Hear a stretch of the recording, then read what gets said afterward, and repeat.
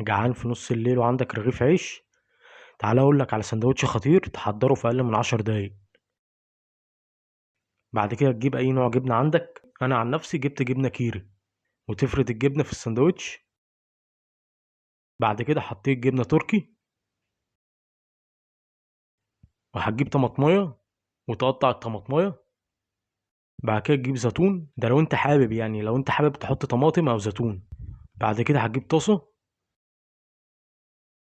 وتحط معلقه سمنه او زيت، وتسيب الرغيف لمده 3 دقايق. وزي ما انتم شايفين يا جماعه الجبنه سايحه.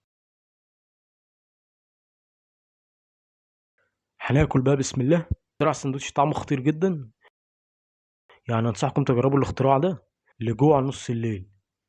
وما تنسوش بقى تعملوا لايك وتشتركوا في القناه عشان يوصلكوا كل جديد.